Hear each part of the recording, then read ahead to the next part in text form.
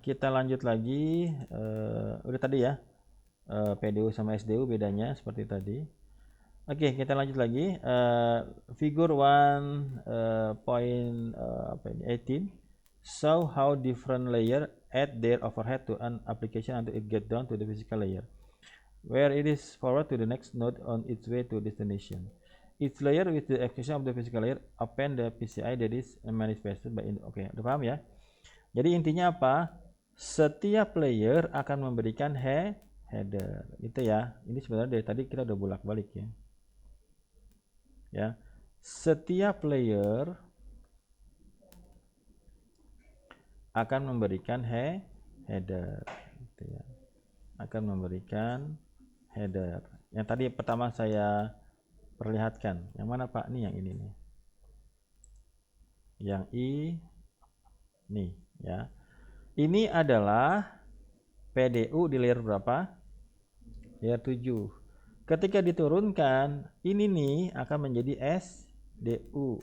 Nah, di layer 6 akan diberikan header lagi, maka ini adalah PDU di layer 6. Ketika diturunkan lagi, ini adalah SDU. Ini ya. Ketika kita tambahkan header lagi, maka ini adalah PDU di layer 5. Turun lagi di sini. Ini adalah SDU-nya di layer 4, ini adalah PDU-nya, kita kasih header-nya. Gitu ya. Nanti header-nya kayak gimana, Pak? Nanti kita bahas ya. Turun sampai di sini ya. Ini ada tail-nya ya. Tail itu apa tail? Ada ekornya ya. Checksum biasanya. Nah, ini data ya. Ini di layer keberapa nih? Layer kedua. Nah, berarti di layer ke-1 ini sudah data yang akan kita kirimkan. Ya, jadi dia tambahin gitu. Kalau misalnya kita bikin surat, pernah nggak bikin surat kirim ke kantor pos? Nggak ya. Kemarin ada karyawan baru ya, angkat telepon aja begini ya. Ini kan telepon, saya suruh angkat gitu. Kalau kita angkat telepon kan gini ya, dia angkat telepon begini gitu. Halo gitu. Bener. Halo. Wah, ini anak apa namanya, nggak pernah ngangkat telepon sebelumnya ya. Oke. Kita ngomong apa tadi gara-garanya? Oke, sudah ya. Nah, ini adalah data yang dikirimkan di layer 1. Udah kebayang ya? Jadi, tadi saya mau ngomongin kantor pos ya. Oke, kita bikin surat nih. Kita misalnya kuliah di mana gitu ya. Terus mau ngirim surat ke orang tua kan. Ditulis dulu kan? Tulis gitu kan. Terus dilipat kan? Habis dilipat kita masukin kemana? Ke amplop. Habis di amplop kita kasih alamat. Habis alamat kita kasih perangko. Nah, itu gambaran data dikirimkan. Kemudian kita ke kantor pos ya. Nanti si surat ini akan jalankan di mobil kan, di mobil kemana dulu gitu ya. Nah, itu gambarannya.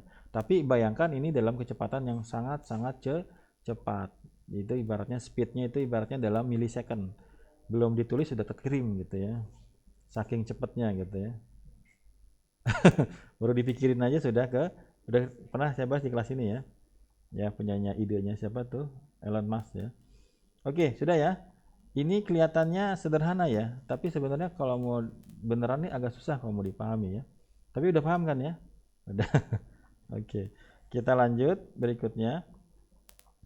Sudah ya? Oke. Oke, ini saya pikir sudah. Kemudian nah ini ada lagi in addition to a header ya. In addition to header, selain header, layer 2 also append a layer trailer ya, to create a frame that is passed on to the physical layer. Jadi di layer 2 itu ada tambahan yang namanya trailer ya, atau tail. Yang mana Pak? Yang ini. Mana tadi? Oh, di bawah ya. Ini ya, nih. Jadi di layer 2 itu selain header dia juga ada namanya trailer ya. Tadi sudah kita bahas ya. Jadi perbedaannya adalah di layer 2 ada tambahan namanya apa? LT ya. To create a frame that is passed onto the physical layer. The physical layer interpret the frame as a sequence of 0 and 1 that need to be transferred over the medium. Pada akhirnya ketika kita sudah sampai ke layer fisikal, maka dikirimkannya kalau dalam bentuk listrik ya dalam bentuk 0 dan 1 gitu ya. Kalau bentuk cahaya ya ada atau tidak adanya cahaya. Gitu ya, itu gambaran besarnya. Udah selesai, saya pikir udah paham ya. Kita masuk sekarang ke yang namanya adalah TCP/IP, namanya Internet Architecture. Internet Architecture is also layer but has only 4 layer. Ini adalah yang kita gunakan sekarang, ya. Kalau tadi namanya apa? OSI ya, OSI model. Yang sekarang namanya apa? TCP/IP model. Jadi yang tadi namanya OSI model, oke, yang ada berapa tadi? Ada 7 layer, ya. Sekarang kita masuk kepada TCP/IP. Kalau mau diceritain ya sejarahnya awalnya itu nggak cuma satu ya. Apple punya standar sendiri gitu ya. Microsoft punya standar sendiri, Apple, kemudian yang besar itu ada NetBIOS apa ya. Mereka semua punya standar sendiri, tapi terakhirnya yang menang adalah siapa? Yang digunakan oleh TCP/IP. Jadi sekarang standarnya menggunakan standar TCP/IP. Nah, di TCP/IP mereka tidak menggunakan 7 layer, tapi menggunakan berapa layer? Menggunakan 4 layer ya. Internet architecture is also layer but has only 4 layer ya. Or 3 if the call user process layer is not include ya. Kayak gimana sih, Pak? Kayak begini ya. Ini adalah OSI model, ini adalah TCP/IP model. Tapi di sini dibilangnya apa? Internet ya. Nah, kalau Anda lihat di sini 3 layer paling atas digabung menjadi apa? Application sebenarnya ya. Kalau di sini bilangnya apa? User ya. Kalau di TCP/IP bilangnya application ya. Application layer. Nah, tapi kalau yang ini, yang TCP-nya, TCP sama IP-nya sama ya.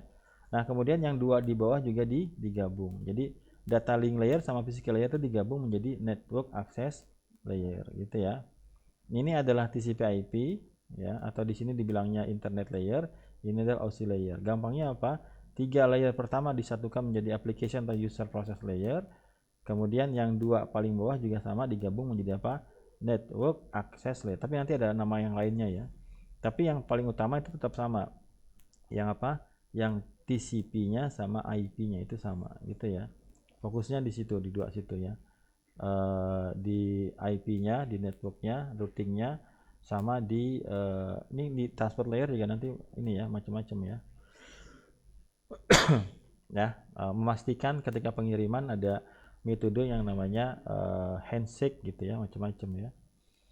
Oke, kita lanjut aja. The architecture is shown in figure 1.19 ya. Oke, apa itu 19? Oke, kita lanjut. Sekarang pembahasan dari layer yang ada di TCP/IP. Oke. Yang pertama apa? Yang pertama adalah yang paling bawah tadi ya. Network access layer. Jadi kalau di internet di sini di sisi IP, physical layer sama data link digabung. Dibilangnya apa? Network access layer. Network access layer is concerned with the function performed by the physical layer and data link layer gitu ya. Sebenarnya nanti ada lagi ya, tapi saya nggak terlalu detail lah. No specific protocol are defined for this layer. It is expected that the network will rely on the data link and physical layer of the appropriate network. Nanti kalau di mata kuliah pengantar jaringan atau mata kuliah jaringan komputer lanjutan itu harusnya didetailkan lagi ya. Atau nanti di chapter 3 lah. Oke, yang kedua apa? Yang kedua di naik ke atasnya namanya apa? Internet layer. Namanya adalah internet layer. Internet layer is the top part of the network layer ya. The internet protocol defined for this layer is simply connection-less datagram protocol ya. That provide no error recovery and no delivery guarantee. Yang mana internet layer? Ini ya, yang ngurusin routing sama IP address ya. Tapi di sini masih general lah. Lapisan internet protokol adalah yang ditentukan untuk lapisan ini adalah koneksi sederhana tanpa protokol datagram. Nanti kita detailkan lagi. Kita masuk yang atasnya lagi namanya apa? Transport layer. Transport layer provide reliable. Itu maksudnya pembahasan yang tadi sebenarnya. Reliable itu apa artinya? Dapat diandalkan ya. Ya, ini handal ya. Jadi memastikan data ketika dikirim itu nyampe. Kalau nggak nyampe juga nanti ada mekanisme pengulangannya. Tapi nanti ada dua ya. Ada yang TCP, ada yang UDP gitu ya. Ini ada yang MTCN udah lulus ya? Udah ada yang punya MTCNA ya? Ya, kayaknya udah paham nih ya. Udah ngerti yang saya omongin ya. Oke. Ya, tapi kelas ini agak beragam, tetap saya sampaikan ya. Ini ngulang aja lah. Jadi kalau di CCP itu apa? Di CCP itu memastikan ini dibilangnya ya. Pertama gini deh. Ada yang namanya apa? Transport layer ya. Jadi transport layer di sini dikatakan apa? Provide reliable data transfer. Jadi apa artinya? Memastikan data transfer itu dapat diandalkan. Tapi nanti sebenarnya ada dua. Ada yang namanya TCP, ada yang namanya apa? UDP. Kalau yang TCP itu yang apa namanya? Dipastikan data dikirimkan, kalau nggak nyampe dikirim lagi gitu ya. Tapi kalau UDP nggak sedetail itu ya. Tidak se-strict itu gitu ya. Jadi kalau di TCP is connection oriented protocol that provide reliable end-to-end transfer. Jadi ketika kita ngirimin data, kita ngirimin video, misalnya video kita kirim pakai TCP ya, misalnya ya. Jadi itu sebenarnya alasan kenapa video misalnya nggak pakai TCP, pakainya UDP. Atau kita kirimkan data secara general, ketika kita kirimkan data, setiap byte-nya yang kita kirimkan dipastikan dia sampai gitu ya. Maka nanti ada three handshake, ada macam-macam gitu ya. Ada windowing, ada macam-macam ya. Tapi di sini yang saya kenalkan ada namanya apa? TCP sama ada namanya UDP. TCP itu adalah connection oriented ya, ada jabat tangannya ketika mau dikirimkan gitu ya, pengiriman data, kemudian ada closingnya gitu ya. Yang kedua apa? Yang kedua adalah nama UDP. Dikatakan sebagai apa? Unreliable Connectionless Protocol. Ya. Nanti kita drill lagi. Sekarang saya sampaikan itu aja. Yang berikutnya ada namanya apa? User Process Layer atau orang bilang apa? Application Layer. Ya. This include FTP. Jadi kalau ngomongin FTP ya ini berarti kan aplikasi ya. File Transfer Protocol itu berada di layer yang paling atas. Kita bicara SMTP, Simple Mail Transfer Protocol. Kita bicara HTTP. HTTP itu untuk apa? Protokol yang digunakan di mana? Di web ya. Ya, kenapa nggak HTTPS Pak? Ya, itu yang pakai secure-nya ya. Ada pengamanannya ya, SSL atau apa gitu ya. Ada juga namanya DHCP. Apa DHCP? Udah pada belajar belum? Nanti ada ya. Jadi maksud saya, anak CN itu akan beda dengan anak SE ya. Tapi dasar-dasarnya tetap ada ya. Karena nanti gelarnya tetap Eskom. Anda tetap belajar logika, pemrograman, Anda tetap belajar aljabar gitu ya. Kalau mau lulus, tapi nanti konsentrasinya ke jaringannya gitu ya. Makanya sampai harus lulus apa? Harus lulus MTCNA gitu ya, harus lulus apa? Yang AWS-nya gitu ya. Oke. Susah nggak? Ya susah ya. Kalau nggak susah semua orang bisa ya. Tapi bukan berarti CN susah Pak, pindah ke sini. Ya, tapi nah itu yang sebelumnya ya Mbak Maharani.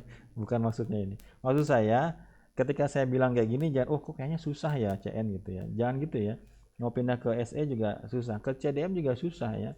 CDM itu harus otak kanannya pintar gitu ya. Imajinasinya tinggi gitu ya. SE juga lebih berat gitu. SI gimana Pak? Ya sama aja lah ya. Berat-berat juga. Ya. Jadi maksud saya jangan ada yang pindah gitu ya. Kalau ada yang pindah konsentrasi saya nggak mau jadi PA-nya lagi ya. Ya iyalah kan PA-nya berubah. Ya iyalah kan PA-nya berubah. Ya, gitu ya. Jadi ini akan mudah sebenarnya kalau bahasa Inggris Anda bagus, saya bisa kasih banyak video gitu ya. Nanti bisa ngikutin sendiri. Atau misalnya yang sekarang ada di AWS juga udah lumayan itu ya. Sudah ya? Oh, udah selesai. Udah habis ya? Udah habis ya. Oke. Oke, nggak kerasa ya. Oke, kita lanjut aja. Kita lanjut di ini sebenarnya masuk ke chapter 3 ya. Nah, di chapter 3 ini agak banyak ya. Chapter 2 saya skip ya. Pertimbangannya terlalu jelimet gitu ya. Tapi kalau ini lebih ke orang-orang elektronya lah. Kita udah selesai chapter 1 ya. Oke. Di chapter 2 saya skip aja. Kita masuk sekarang di chapter 3-nya. Kita lihat overall-nya. Di chapter 3 bicara tentang data link layer protocol. Ya nanti chapter 2-nya nanti saya pilihin lah ya. Chapter 2-nya mungkin saya pilihin beberapa, tapi tidak sedetail ini gitu ya. Tapi untuk sekarang ya mungkin yang ini bisa nih ya. Yang twisted pair bisa saya bahas. Coaxial cable bisa saya bahas ya. Yang tidak sedetail yang di atasnya gitu ya. Karena di apa namanya Network Plus itu dibahas ya hardware-nya ya. Tapi tidak sampai pada misalnya Fourier transformation of non-periodic signal tuh nggak sampai situ ya. Nanti saya liatin lagi chapter 2-nya. Kemudian sepertinya akan saya berikan chapter 2-nya tapi yang tidak terlalu detail ya. Karena ini kan membahas tentang physical layer ya. Oke.